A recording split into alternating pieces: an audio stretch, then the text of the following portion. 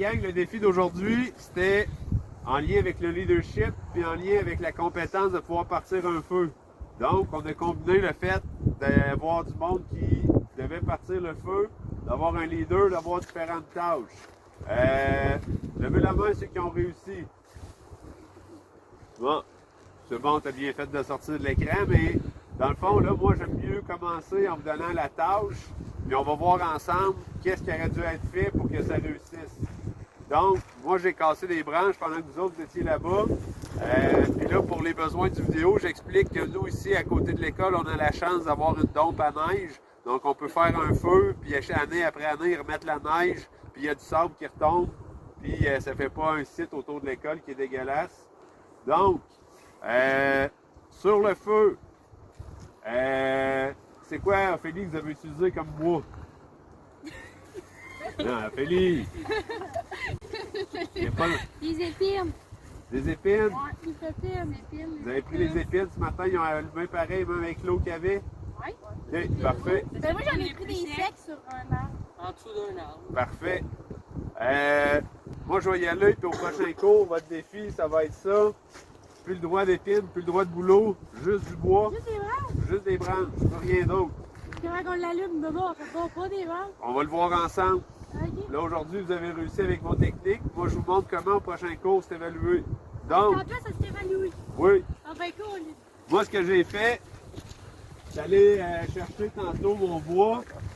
La majorité de mon bois, c'est du malaise. C'est mon bois préféré parce que c'est un des bois qui donne le plus de chaleur. OK? Donc, c'est lui qui va donner le plus de BTU.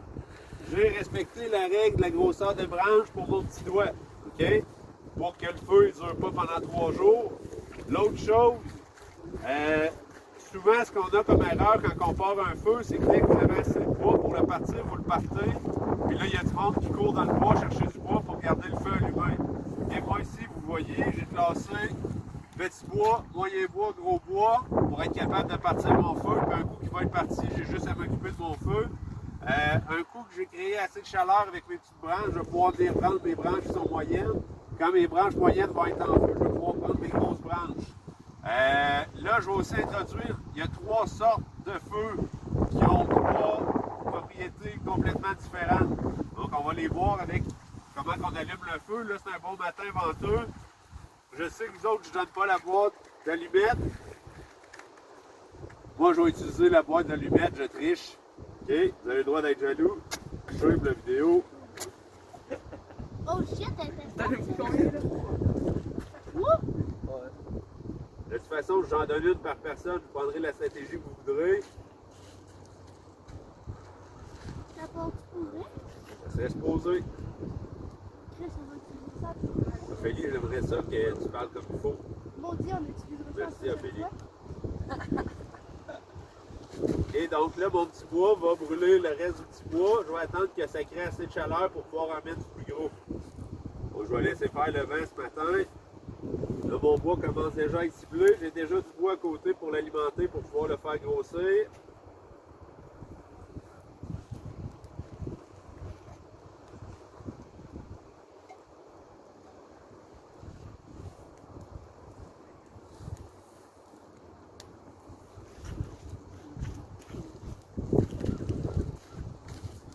OK. Approchez-vous pour le prochain cours. Je vous montre rapidement, il y a 3 sortes de feux dans la vie, OK? Il y a celle-là que tout le monde connaît, là, quand vous faites un party de la Saint-Jean, vous mettez votre bois comme ça en triangle au-dessus du feu. Ça s'appelle un feu en pyramide. L'avantage qu'il donne, c'est qu'il donne beaucoup de lumière, parce que quand je le monte comme ça en tipi, il y a plein d'air à l'intérieur. Il y a beaucoup plus d'oxygène pour faire brûler mon feu. Plus qu'il y a d'oxygène, plus qu'il donne de lumière. Il va donner une chaleur qui est médium. OK? Donc, pour tes amis, quand tu fais une soirée chez vous, c'est merveilleux parce que tu vas autour du feu et tu as une chaleur.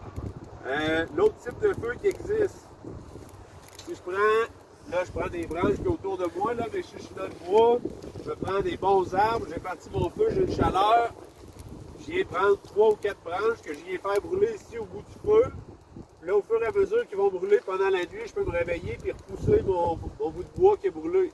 Ça, on appelle ça un feu en étoile.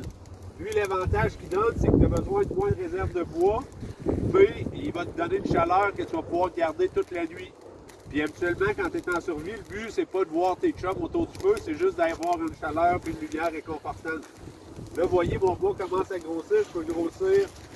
Là, je vais vous montrer celle-là que vous avez besoin pour faire bouillir de l'eau. Ça s'appelle le feu en bûcher. Donc, le feu en bûcher, ce que je viens faire, c'est que je viens mettre plusieurs morceaux de bois, un à côté de l'autre, en plusieurs étages, pour qu'il y ait de l'oxygène entre chaque, puis aussi pour que le bois se touche le plus possible quand il brûle. Donc, cette technique-là de feu en bûcher, elle ne donnera pas beaucoup de lumière, mais c'est elle qui va donner le plus de chaleur. Donc là, j'ai fait 2 étapes, mais je pourrais en faire 22 couches. Et plus qu'il va y avoir de couches, plus qu'il va y avoir de chaleur.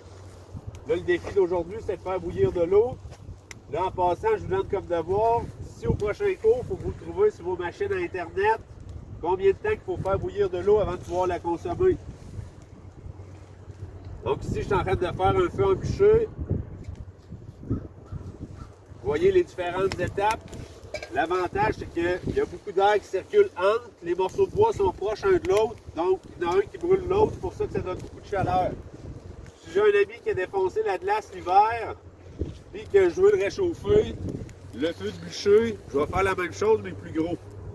Après, j'ai vu différents systèmes pour faire bouillir votre eau. Rendu là, c'est vous les meilleurs pour décider.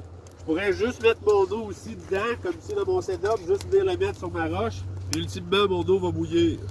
Dans une vraie situation de plein air, que tu fasses bouillir ton eau en 2 heures ou en 10 minutes, c'est pas comme nous autres qui a 75 minutes pour notre cours.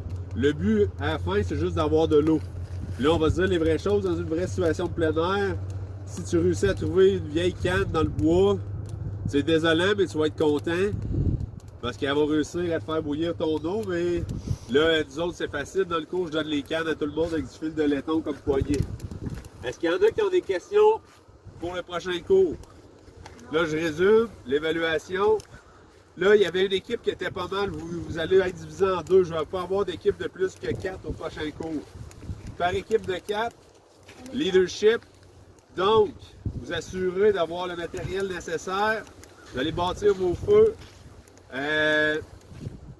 Tout ce que vous avez comme contrainte, c'est qu'en 75 minutes, il faut que ton eau à bout. C'est bon?